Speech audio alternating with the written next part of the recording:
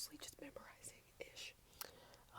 But I accumulated over the two-ish semesters that I had a nice collection of French note cards. This is a recipe box that I got from a vintage store. So it's literally like, it's supposed to hold note cards. I put them like this to be displayed aesthetically. They're not very aesthetic though. So this literally holds, I want to say about well over maybe 100. I don't know. I'm not good at like determining those things. Cards of French vocabulary, grammar, adjectives, other things I cannot think of right now. So I thought it would be a fun idea to go over them, do a bit of a refresher for me, maybe teach you a little bit, and hopefully in the meantime give you some tingles. Sorry, Piper's over here messing with my string cat. Oh my god. So I picked out some today. I might make this little series. I kind of thought it was a cool idea. So I picked out some today. This is literally the ones we have for today compared to all the ones I have. So I hope you enjoy. If you have any other suggestions or comments, please leave them down below. I tried to make the note cards follow a bit of a like theme, I guess. So that if I do another video on this, it has like substance. So these are note cards today, all handwritten by moi. Moi is me in French. I'm not gonna try to like mansplain the language to you, especially if you are a French speaker. I'm so sorry. I am American. I am like deeply American. And with that comes things like accents and not knowing how to pronounce and having a horrible French accent. So if you're watching this and you're French and you're like, whoa, I can't watch this cringe. I understand. If you're just trying it out to see if maybe French is a language for you, I would really recommend it. It is fun. It's really fun. So starting us out, I have a fact card about the French speaking world, which is Francophonie. Francophonie literally means the study of, like, or the collection of every country that speaks French. So, it is the fourth language on the internet. Used to be number one, but things happened. There are 321 million French speakers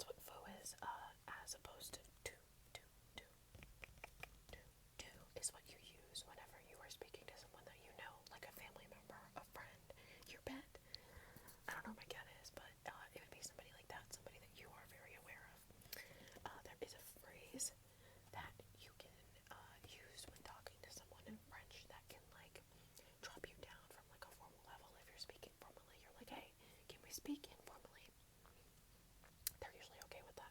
But it definitely depends on something that is I'd say a culture thing, and it's better to be polite and be formal if you do not know the person, right? So, two is informal, like I said, and foo is formal. So, two, as I mentioned, family, friends, pets, children, anybody of an equal relationship. They need to be eye to eye with you level. And then foo is formal. So, strangers, older people, like elders, acquaintances that you're not very close with, of unequal relationships. So, like I mentioned, boss, boyfriend's mom, girlfriend's mom, they them's mom. Yeah, so that's that. So when you see the, you're speaking informally, and when you see foo, you're speaking formally. So you'll see it informal and formal on a lot of these cards, and that's just to clarify that. Alright, before we get into our phrases, this is important. These took me a really long time to get, but they're helpful, like I said earlier, on certain words. Not really an English thing like we do, we just enunciate our vowels longly and shortly. But in French, they use accents like a lot of other languages that are better than English. So with these accent words, they basically change the phrasing of the word. They either tilt your accent up or accent down, or they give it a little bit of a sound. So these are important. So if you see them, you recognize them. You don't need to know these. There is no test, like I said. But it's good to be aware of them and to know what they mean. So starting with our basic accents that you were probably going to see the most are those little lines on the top of E's, I's, O's, mostly on vowels. So with that, that is the one going to the right. This is my right. I don't know, I think that's your right. The one going to the right is accent aigu, which means acute. So that means it's going to be much sharper. So like when you see that, you in the word sharply. I don't have an example in here, but when we get to that, you'll see how the accent kind of cuts off quick. It means to accent short, basically. And then we have accent grave. That's the one that goes to the left. So with accent grave, that is basically a little bit of a longer one. It basically means to lean into it just a bit and not throw it out so fast, if that makes any kind of sense. Next, we have accent circumflex. And it's that little hat that you see on top of things. You will see it mostly over I's or like O's. And it basically means, oh my god, what does active circumflex mean? I forgot, but if you recognize that, that's what that means. I think our definition's on here, but like, yeah, anyways, that'll come back to me. And then we have exit trema, exit trema, and that's the two dots that you see over E's a lot of the time. I also forgot what that meant. Hopefully there will be a guide in here somewhere. I told you guys I'm practicing. And then we have accent sidel. I can never write these out. They're super hard. Accent sidel. So when you're looking at these, you know we're looking at accent grave, accent aigu, accent and the circumflex. Alright. Now that we've gone over some vocabulary and or grammar, and it's 20 minutes into this video, let's get into actual phrases. So this is our first phrase card, and this is getting people's attention. So, in French,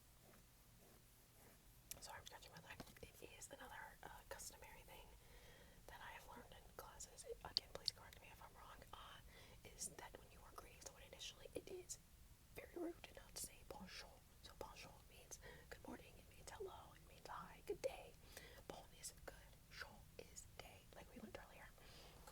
So literally means good day. So you would go, bonjour madame. That means hi, good morning madam. That is a way to basically be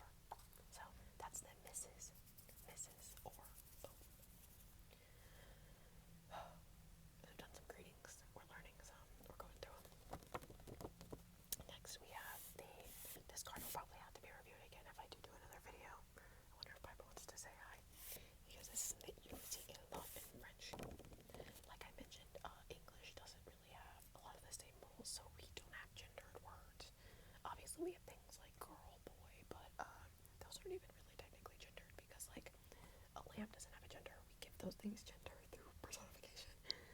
I don't know why I'm struggling to whisper right now, but it's okay.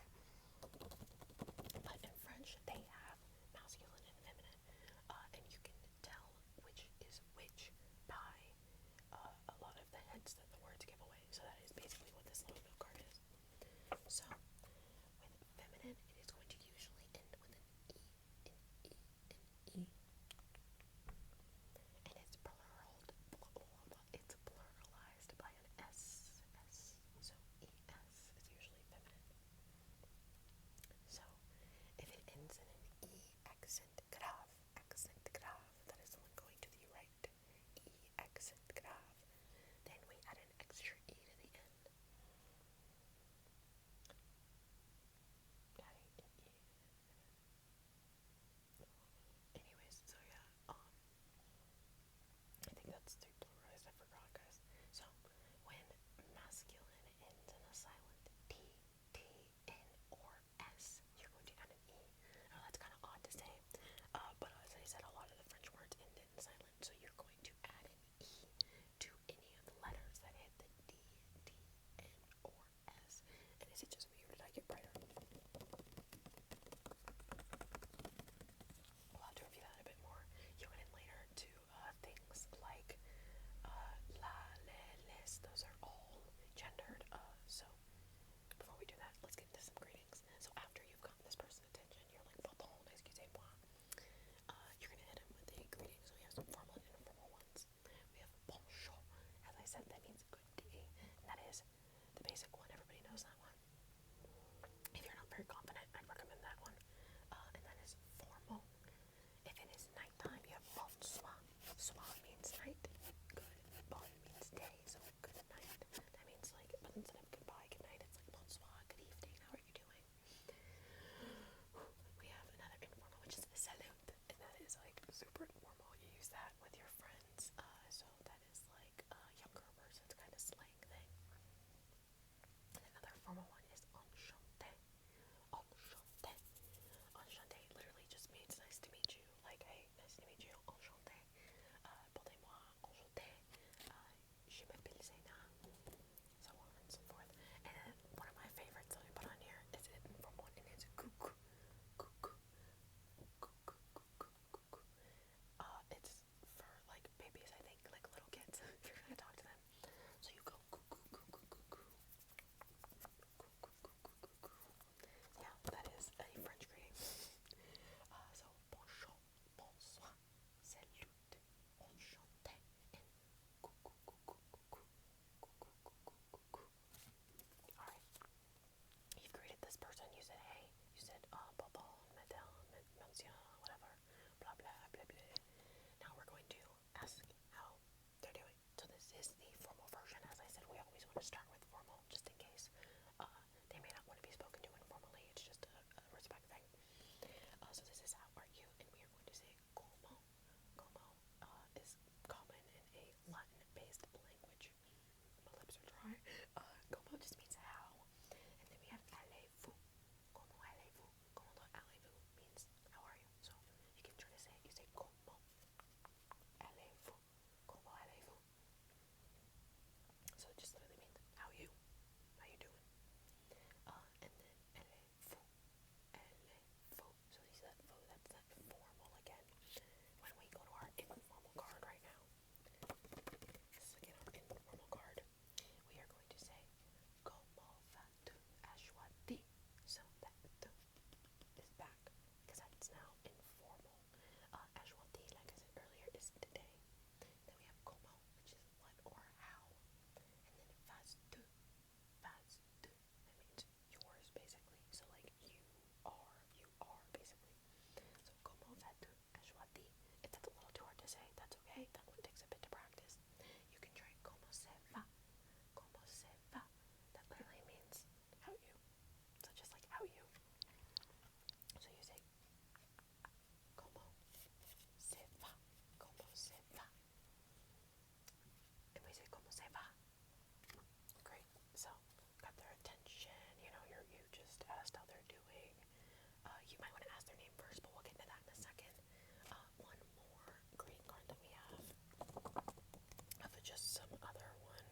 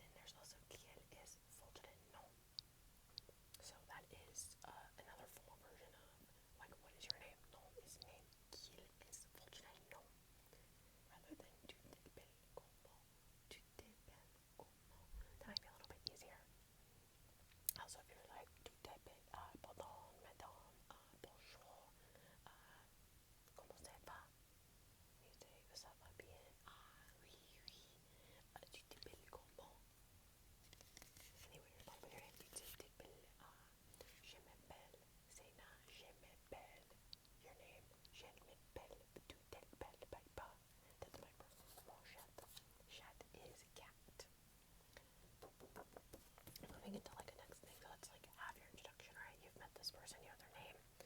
Imagine they're like, hey, what's your age?